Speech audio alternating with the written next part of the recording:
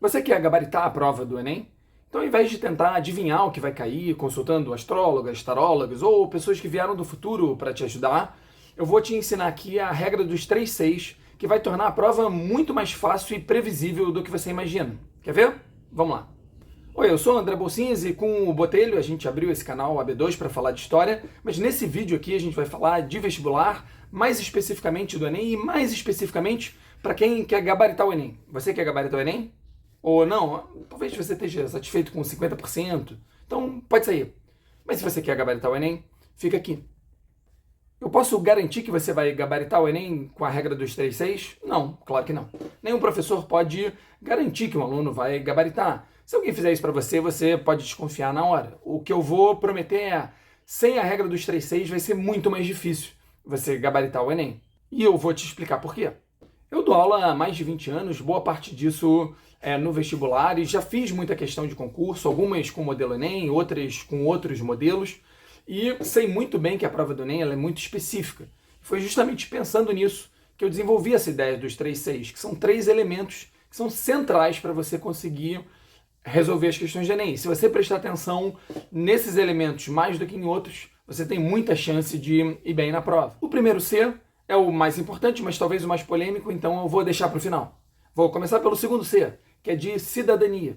Se você prestou bem atenção na prova já, você já deve ter percebido que os temas do Enem normalmente estão ligados a questões de cidadania. Cidadania pensado de uma maneira ampla, cidadania local, global, ecológica, ou seja, pensando em direitos humanos, em ampliação de direitos, em justiça social, em denúncia de preconceitos.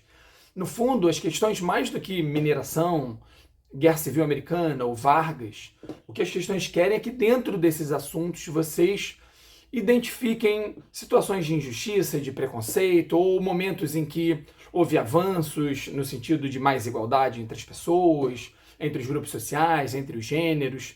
Então, quando você olha uma questão, nas respostas você pode buscar esses itens que são ligados a essas questões de cidadania, que normalmente a resposta vai por ali. O outro C é de contextualização. A prova do Enem ela é uma prova de contextualização. Isso tem a ver com a forma, o motivo pelo qual o Enem foi criado, mas isso não vem ao caso, a gente fala disso em outro vídeo. O que é contextualização? São as coisas ao redor de um fato, de uma ideia, que ajudam a explicar esse fato, essa ideia ou essa pergunta. No caso do Enem, a pergunta tem um contexto, e o contexto quase sempre é o texto, e única e exclusivamente o texto. Ou seja, não importa o que você sabe sobre aquele assunto, importa o que o texto diz. Você tem que ligar a pergunta ao texto. Há várias formas de exigir contextualização, né? Existe a contextualização direta, que é só você encontrar no texto. Mas existem outras formas. Na verdade, o Enem trabalha com 3 tipos de contextualização. Mas isso é um assunto muito grande, a gente trata disso no outro vídeo. E, finalmente, o C que faltou, que era para ser o primeiro, mas agora foi o terceiro, é o do comando. Óbvio, todo mundo sabe que o comando é fundamental. E todo mundo sabe que é preciso ler o comando com atenção para acertar a questão. No entanto, o que eu vou dizer para você é: comece a questão pelo comando. Os professores puristas vão dizer, não, comece pelo texto, porque aí você vai saber qual é a ideia do texto, e aí depois você vai para a pergunta já sabendo do que se trata.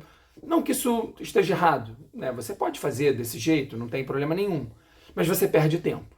E no Enem, o tempo é um elemento fundamental. Então, se você começa pelo comando, você já vai saber, olha, o texto fala de uma consequência da Guerra Civil, aí você já vai ler o texto procurando uma consequência. Quando são 2 textos, então, é fundamental. Qual a semelhança entre os 2 textos? E aí você já lê os textos procurando a semelhança. Os 2 textos tratam de um mesmo assunto, aí você vai ler os textos procurando o assunto em comum. Então, ler o comando primeiro te poupa tempo. É óbvio que você vai ler o texto, é evidente. Na prova do Enem você não pode não ler o texto de forma alguma. Em alguns outros vestibulares até é possível, mas no Enem não. Mas começando pelo comando, você vai ganhar tempo. Bom, então esses são os 3-6.